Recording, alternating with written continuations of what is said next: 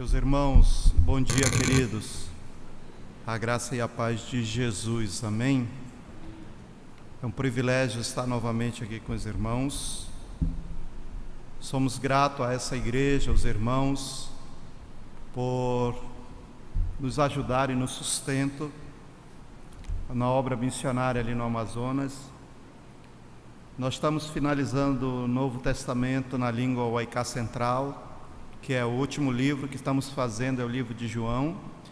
Mas em dezembro de 2016 nós começamos para traduzir para uma outra língua, que é a língua do povo de Racoma, que tem sido um grande desafio. E o povo de recente contato, porém, houve uma explosão de conversão no meio daquele povo, e o trabalho está sendo feito de uma maneira tão maravilhosa. Em 2016 nós recebemos alguns irmãos dessa igreja. Ano passado o irmão Roberto esteve conosco ali na missão, na Meva, ali em Roraima, e foi uma bênção para a glória de Deus. Meus irmãos, vamos abrir as nossas Bíblias no texto que foi lido, Atos capítulo 27, versículos 4 a 8, que nos diz da seguinte maneira: partindo dali navegamos sob a proteção de Chipre, por serem contrários os ventos. E tendo atravessado o mar ao longo da Cilícia e Panfilha, chegamos a Mirra na Lícia. Achando ali o centurião, navio de Alexandria, que estava de partida para a Itália, nele nos fez embarcar. Navegamos vagarosamente muitos dias, e tendo chegado com dificuldade defronte desse nido, não nos sendo permitido prosseguir por causa dos ventos contrários, navegamos sob a proteção de Creta na altura de Salmona. Costeando-a penosamente, chegamos a um lugar chamado Bons Portos, perto do qual está a cidade de Laceia. Senhor Jesus, é um privilégio, Senhor, podermos compartilhar da Tua palavra com a Tua igreja, Senhor. Podermos falar desse Teu amor tão belo, tão grande, tão precioso, Deus. Aplica a Tua palavra ao nosso coração, ó Pai. Nós oramos agradecidos no nome precioso de Jesus. Amém. Meus irmãos, nós estávamos saindo da aldeia um dia dessa aldeia de recente contato, e eu vi aquela velha de aproximadamente 70 anos, e aí nós desligamos o aviãozinho, e eu chamei, eles põem o nome tipo orelha de porco, essas coisas, então nós colocamos o nome daquela senhora de Yolanda. E eu chamei: Yolanda, corriquia, vem aqui rápido. E eu fiz a seguinte pergunta para Yolanda: Yolanda, por que você pegou a palavra de Deus? Lá não é aceitar Jesus, viu, irmãos? Na cultura lá, não, eu peguei essa palavra para mim, eu não largo e eu ando com ele. É esse o significado mais ou menos de aceitar Jesus. E ela disse assim: porque eu não sou morrode? Morrode é uma expressão naquela língua que quer dizer: eu não sou lesa, eu não sou idiota, eu não sou abestada. Quando vocês falaram dessa palavra, eu peguei ela para mim e eu quero caminhar com essa palavra. E ela foi embora. E durante o voo, que são 2 horas da aldeia até Boa Vista, eu fiquei pensando: aquela mulher teve uma compreensão muito clara do que é o Evangelho, que é o Evangelho, o próprio Senhor Jesus, que nos salva, não é verdade, queridos irmãos? De manhã eu falei sobre tempestade no primeiro culto, e agora eu quero continuar falando sobre essas dificuldades que nós temos, de crise que nos abalam. Queridos, nós vivenciamos a tendência errada do cristianismo, a antibíblica vontade de ver a terra arada, mas nós mesmos, muitas vezes, nós não queremos pôr a mão no arado, nós mesmos não queremos trabalhar, Eu fui um dia desse num culto, numa igreja, eles estavam fazendo a campanha da 100ª ovelha, ou seja, eles estavam orando para Jesus trazer as pessoas perdidas. E o texto daquele dia que eu li naquele dia era o contrário, nós que tínhamos que sair das estruturas da parede e ir buscar os perdidos. Então nós vivemos essa tendência aí de querer ver o povo salvo, mas a gente não quer ir atrás deles muitas vezes. O livro de Atos que nós lemos, ele possui 3 características. A primeira característica é que o livro de Atos, querido, ele é um livro teocrático, fidedigno e atual. Ele é quase que exclusivamente teocrático, porque ele foi escrito para nos encorajar a crer e saber que Deus realmente está no controle de todas as coisas. Nada foge ao controle de Deus. No livro de Atos nós olhamos a revelação de um Deus que ele não se assusta, um Deus que não tem o seu coração palpitando de medo, um Deus que não se impressiona se alguma coisa ruim chegou lá na nossa casa. Muito pelo contrário, nós encontramos um Deus presente na caminhada, mesmo na dificuldade conosco, caminhando, conduzindo, no controle, pacificando, e nós encontramos esse Deus transformando até o mal em bem para nós, queridos irmãos. E esta imutabilidade do caráter de Deus é a certeza de que nós somos salvos. É um Deus revelado aqui em livro de Atos. É um Deus, queridos irmãos, que uma coisa nós podemos fazer se nós cremos nesse Deus.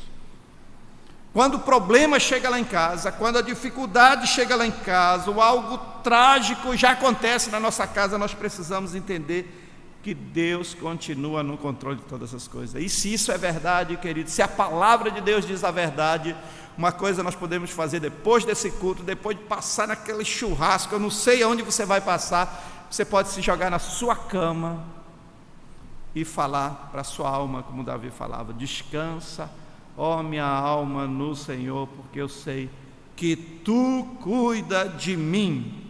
O ensinamento bíblico é justamente isso: descanso, paz e tranquilidade. Porque se eu creio que Deus controla todas as coisas, então a nossa vida precisa estar realmente na mão desse Deus. Queridos, o livro de Atos também é um livro fidedigno.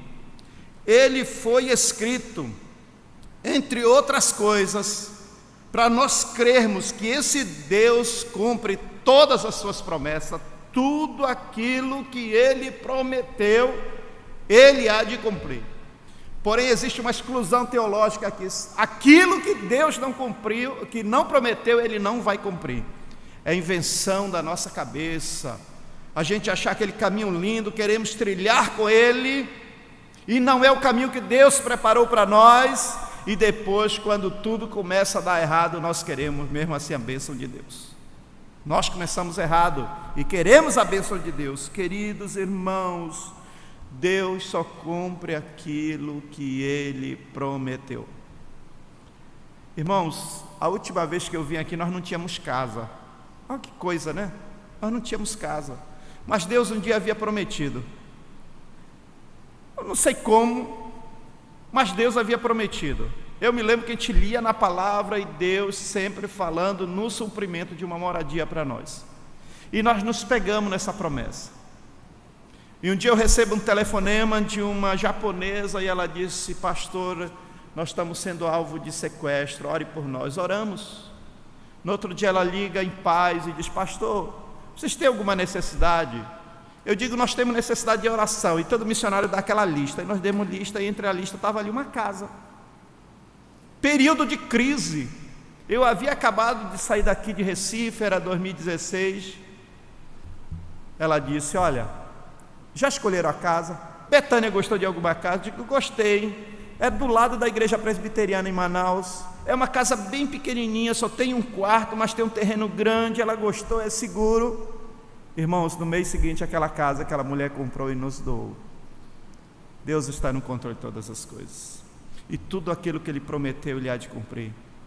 Hoje nós temos uma casa. Pode um negócio desse, irmãos? Também o livro de Atos é um livro atual, é contemporâneo, é para hoje, é para agora, e conta a história da caminhada dessa igreja do Senhor Jesus, queridos irmãos, nesse mundo de contraste, de altos e baixos. Queridos irmãos, então nós podemos entender deste preâmbulo do livro de Atos que Deus controla todas as coisas, Deus cumpre todas as suas promessas e Deus está presente hoje conosco.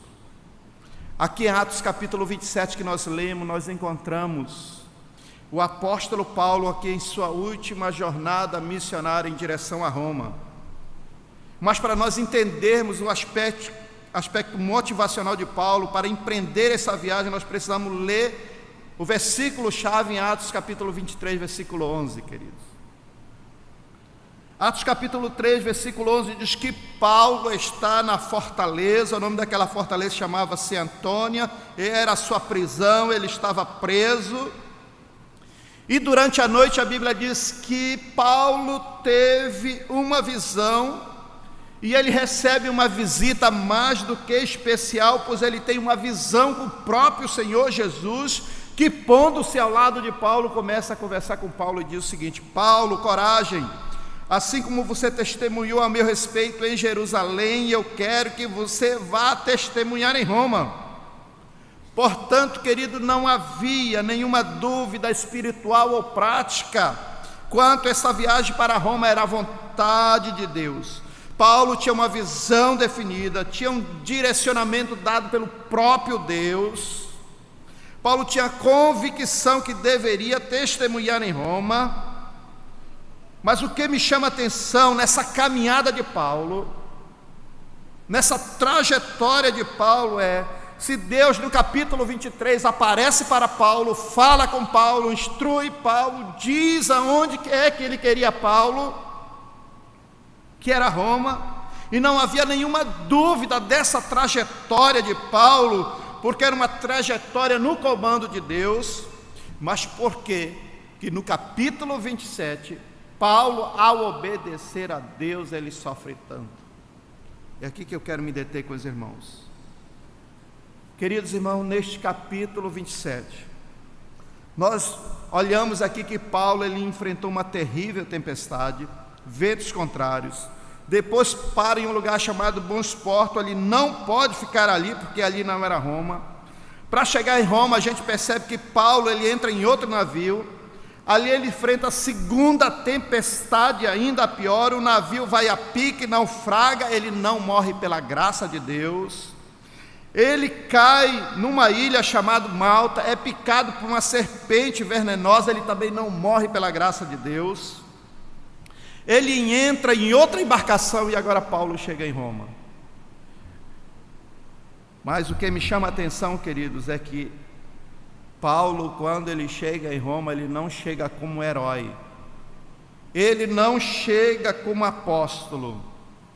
Paulo ele chega prisioneiro, Paulo ele chega algemado, ali ele é humilhado, mesmo algemado e humilhado, ali ele testemunha de Cristo, e ele testemunhando de Cristo, ali ele cai, ali ele perece e ali ele morre. Mas ele estava obedecendo à vontade de Deus. A vontade de Deus é que Paulo fosse para Roma. Irmãos, que conversa é essa? O certo é, queridos, que nós só enfrentaremos problemas, provações, lutas, porque nós estamos fazendo a vontade de Deus. Esse fazer a vontade de Deus não nos isenta de provações. Não há filhos prediletos, não há imunidade especiais para aqueles que o amam. Queridos irmãos, mas Ele nos assegura da sua presença, da sua bênção e da sua vitória na nossa vida. Isso tudo que nós estamos ouvindo faz parte do plano de Deus. Se nós podemos ver isso de uma maneira bíblica, na teologia bíblica do sofrimento. Se nós olhássemos, queridos, em Atos capítulo 8, versículo 1 ao versículo 3, Quando a igreja aqui, ela sofre a sua primeira arrancada em direção à proclamação do Evangelho, além das fronteiras, este nós vamos ver que é o momento mais trágico de uma maneira comunitária no livro de Atos. Atos capítulo 8, versículo 1, diz que, e fez-se naquele dia uma grande perseguição contra a igreja que estava em Jerusalém, e todos foram dispersos pelas terras da Judéia, de Samaria, exceto os apóstolos.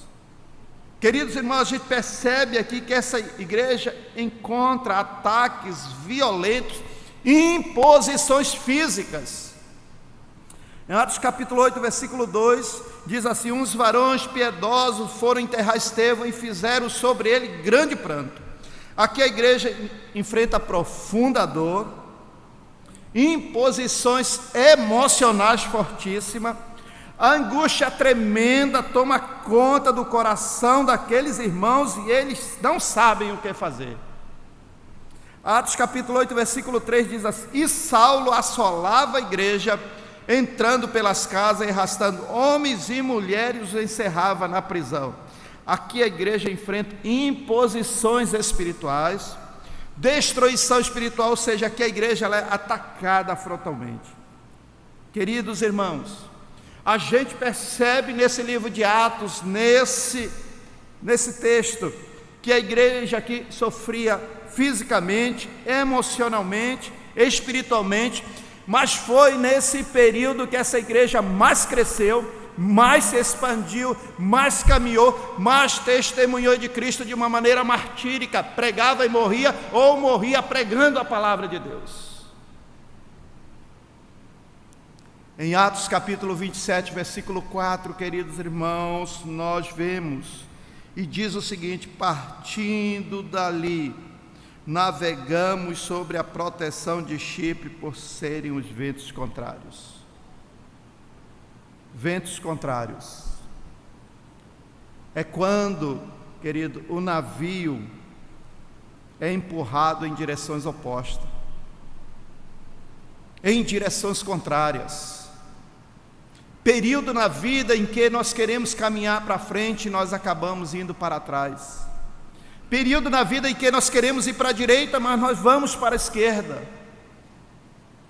Período na vida, querido, que parece que tudo vai mal, nada dá certo. Período na vida, queridos, de grande angústia, porque nós não conseguimos chegar no nosso objetivo. Períodos de ventos contrários. Quantos de nós não estamos passando períodos de ventos contrários?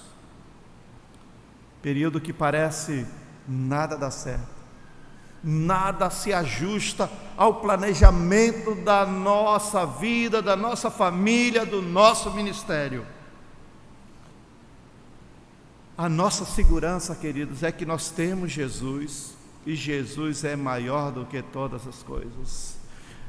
A nossa segurança é que nós temos Jesus que pode mandar acalmar essa tempestade. Uma resposta bíblica para o nosso coração: quando os ventos estiverem contrários, queridos, é obediência. Quando tudo não estiver dando certo para você, quando parece que os ventos estão sendo contrários a você, quando a coisa não caminha direito, você grita, você ora, você jejua, você bate na porta, e parece que o céu está em silêncio, parece que Jesus está dormindo na polpa daquele barco, parece que Deus não está nem aí para nós, mas uma coisa nós podemos fazer: continuar sendo obediente a Deus, ao seu chamado, à direção que Ele está dando para você. Se nós obedecermos a esse Deus, aquilo que Ele propôs para mim e para você, tenha certeza que o vento vai mudar de direção, e será um vento precioso, um vento que vai trazer as bênçãos de Deus. Nós temos um colega lá, irmão, que a sua esposa ficou com malária. É comum ter malária em regiões indígenas. E ele precisava visitar o campo missionário. A sua esposa ficou com malária. Ele pegou o seu filhinho, Pedrinho, de 1 ano, e ele foi atravessar o Rio Solimões. O Rio Solimões tem região que é 15 quilômetros, 25 quilômetros. Então tem regiões que ela é muito larga. E ele precisava atravessar o Rio Solimões na pequena canoa motorizada, chamado rabeta. É um motor que tem um rabetão. E ele colocou aquela criança deitado ali no porão da canoa e começou a atravessar o Rio Solimões. E de repente, no meio do Solimões, a tempestade chega. Ele tenta contornar a situação, ele não consegue. E a próxima onda que se choca na canoa lança o Pedrinho no meio do Rio Solimões. O Rio Solimões, irmãos, está infestado de piranha, candiru e alguns jacarés. O instinto paternal do nosso colega não deu tempo de desligar o motor. Ele pulou no meio do Rio Solimões para socorrer o seu filho Pedrinho. Ele pega o Pedrinho, ele tenta nadar para a margem mais próxima, mas a correnteza e os ventos levavam ele mais para o meio. Ele desesperado, irmãos, para salvar o seu filho. Ele reúne as suas últimas forças. Ele nos contando que ele resolveu olhar em direção ao horizonte, em direção onde o barco estava seguindo, aquela pequena canoa. E o que ele vê impressiona ele. Ele não sabe como aconteceu, mas provavelmente lá atrás, eu não sei como, a canoa ela fez uma curva, o motor não parou e veio subindo, e o motor parou justamente aonde eles estavam. Ele colocou o Pedrinho dentro da canoa e ficou agarrado à canoa descansando, e ficou dizendo: Senhor, obrigado porque o Senhor voltou para nos buscar. Ele estava nos contando isso no período de crise que nós estávamos vivendo, enfermidade, chaia no hospital, e a minha esposa terrivelmente com dores, e aquilo alegrou o nosso coração. Queridos irmãos, quando os ventos forem contrários, lembre-se, o Senhor Deus, Ele é o Deus Todo-Poderoso. Ele controla o incontrolável. Ele pode ordenar que aquele barco volte para nos socorrer. E Deus, Ele faz isso, queridos irmãos. Ele é poderoso. Ele é Senhor da nossa vida, queridos irmãos. Ele é aquele que fez um plano eterno, e nesse plano eterno nós fomos alvo do amor de Deus. Você é alvo do amor de Deus. Atos capítulo 27, versículo 7. Navegando vagarosamente muitos dias, e tendo chegado com dificuldade defronte desse nido. Navegar vagarosamente. Queridos, aqui a história muda e piora. Aqui o navio não sai do lugar, quase não sai do lugar, não vai nem para frente, não vai nem para trás, nem para a direita, nem para a esquerda. Sabe aquela viagem que você ia tirar um dia de viagem?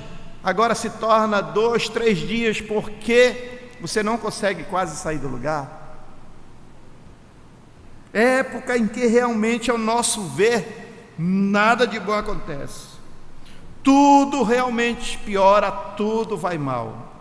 Eu lembro que nós já estávamos um bom tempo com os Yanomamis. Plantamos a igreja, povo alegre, mas a gente já percebia que o povo da região já não aceitava Jesus, não queriam mais saber. A gente não via um progresso no trabalho, a igrejinha ficou ali, estava a igreja, tinha os irmãos, mas não passava daquilo. E como missionário, nós começamos a ficar nos perguntando: o que está acontecendo? Será que está na hora de a gente sair? Será que está na hora de a gente ir embora? O povo não se converte. A gente prega, o povo diz sim, é verdade, mas não quer essa verdade. E nós resolvemos sair da aldeia. Era a despedida especial da minha esposa Betânia, que é a tradutora. Irmãos, nós estávamos batizando 32 novos irmãos, que eram os últimos. Já fazia um tempo que nós estávamos discipulando, mais de um ano, e durante aquele ano ninguém se convertia. Tínhamos esses 32 para batizar, que era uma grande festa que íamos fazer. E no período de batismo chegou 5 guerreiros da aldeia inimiga da nossa e entrou na fila do batismo. Irmãos, eles estão armados com as suas flechas. Na ponta da flecha eles põem um veneno que é extraído da resina do sapo, da costa do sapo. Aquilo, se riscar, ele é intermuscular. Você, com 5 minutos, vai desmaiando e não volta mais, você morreu. Irmãos, eles entram na fila, pastor com medo, não vai perguntar se o cara quer Jesus. A gente deu um banho nos caras. Aí levamos eles lá para casa, fomos tomar um chibeco, farinha com água, galoacanga quer dizer cabeça de galo, é a pimenta com sal e muita farinha com água. Ficamos comendo ali com eles, nós não tínhamos outra coisa, e começamos a conversar, e fomos vendo que a língua era parecida. Falamos sobre o Deus, o Criador, o Filho dele, o Salvador, e falamos do Espírito Santo. Irmãos, aqueles 5 ficaram alegres, e nós queríamos descobrir onde eles estavam. Botamos dentro do avião, demos várias voltas com eles, diziam para cá, para cá, para cá. Depois de mais ou menos 3 horas de voo, encontramos uma clareira, pousamos. Eles disseram: nós moramos aqui. Isso era 2012, setembro de 2012. Em 2013 empreendemos uma ação para irmos atrás daquele povo. A missão disse: nós não apoiamos, é loucura, esse povo é muito perigoso. Era a tribo mais perigosa que existia na região, existem várias outras, mas aquela era uma das. E quando foi em abril, foi exterminado um grupo chamado Botomata. Fomos ver o massacre, foi aquela aldeia dos 5 que matou todos os outros. E nós íamos entrar no dia 9 de novembro, quando foi no mês de outubro, o Jornal Nacional noticiou que 46 garimpeiros foram mortos naquela região. Fomos ver a aldeia daqueles 5 que mataram todos os 46, e não fui os adultos, foi as crianças que mataram.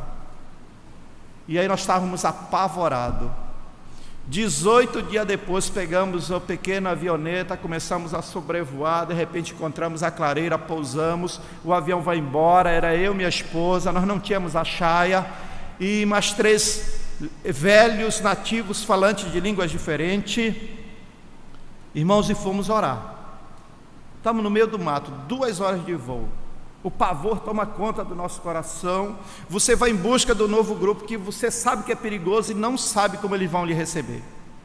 Fomos orar. Quando começamos a orar, ouvimos um estalo no mato. Levantamos mais ou menos 600 a 800 homens e mulheres, tudo nu, tablets, celulares, cordão de ouro, relógio, espingarda. Eles estavam armados, e muita roupa dos garimpeiros que eles haviam matado. Irmãos, dá um pavor no nosso coração.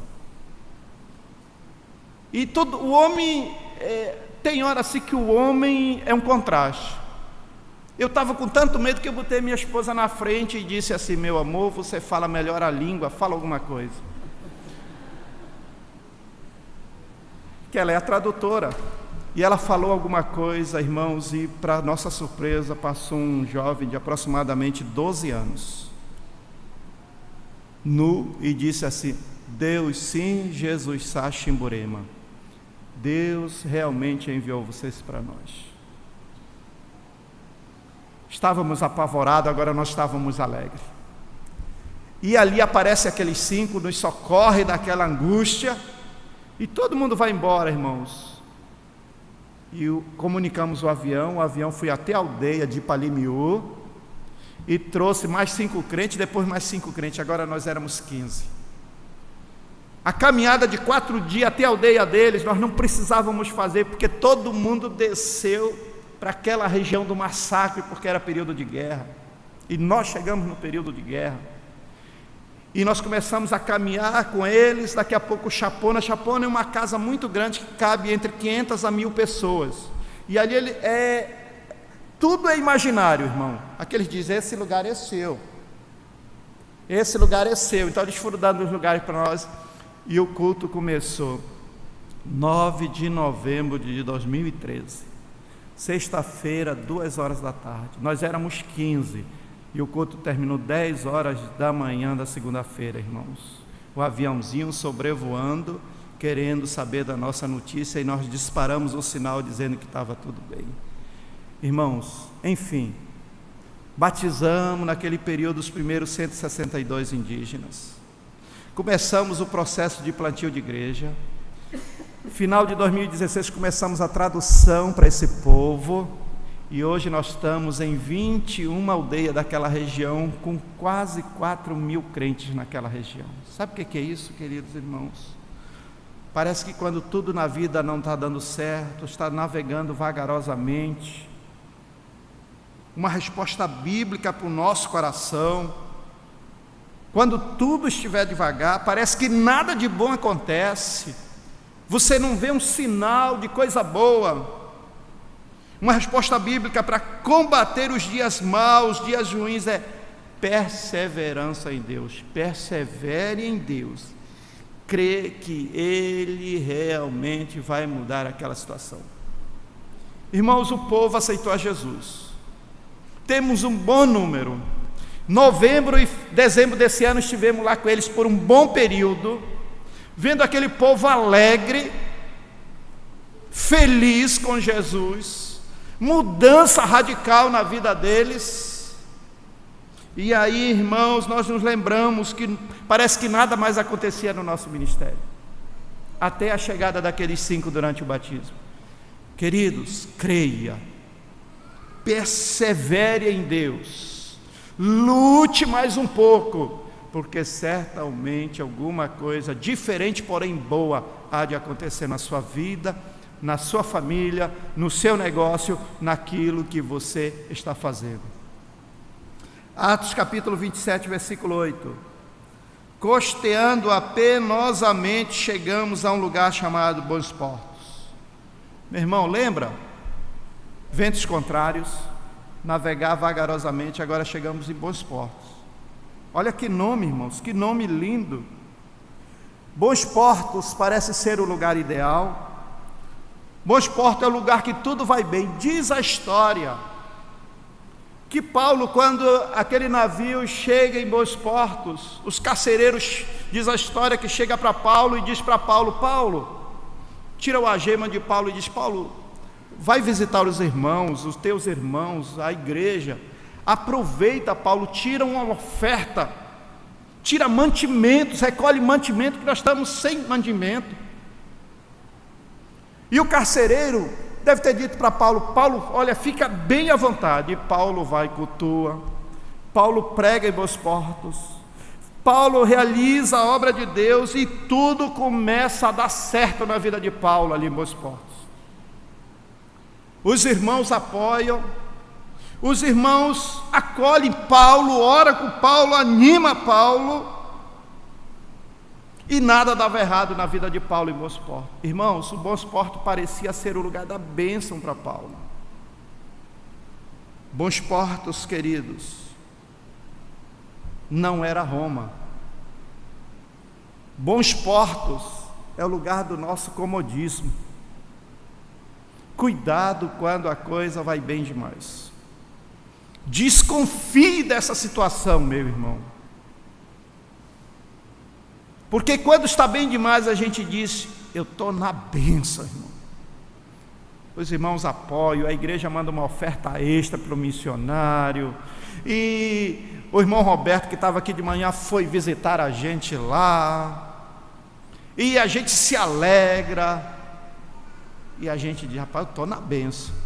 A gente pouco ora, a gente pouco clama, porque eu estou na bênção. Mas Bons Portos, querido, não era Roma.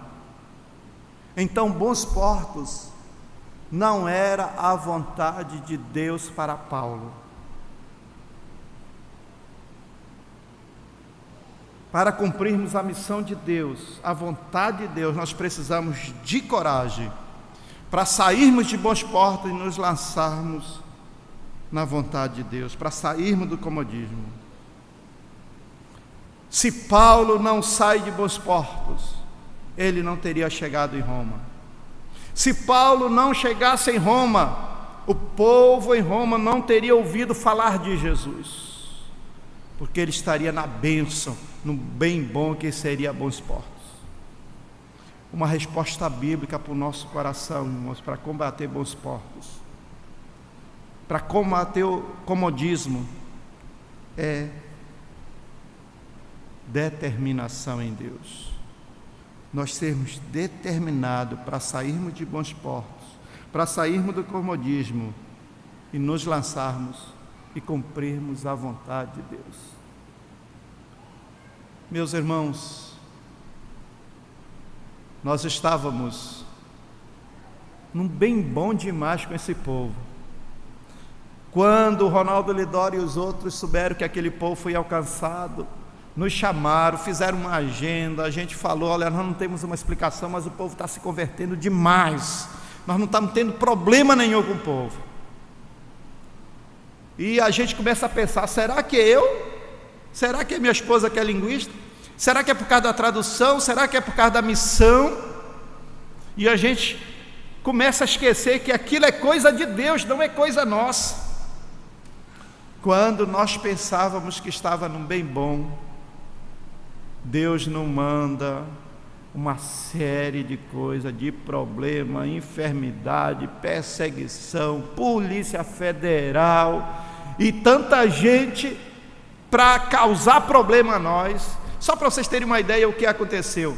Nós tínhamos uma casa, irmãos, em Roraima, que era uma casa de apoio do projeto Yanomami. Então, quando nós tirávamos da aldeia, nós colocávamos os Yanomamis ali, e ali continuávamos a tradução, treinamento. Mas chegou um dia que outro Yanomami que não era crente foi visitar o parente, foi bêbado, dormiu e morreu sufocado no seu vômito. Aí da Polícia Federal: vamos fechar a missão, o projeto. Para não fechar a missão, tivemos que fechar a casa. A casa não pode mais entrar um indígena, porque se entrar, a Polícia Federal fecha a missão.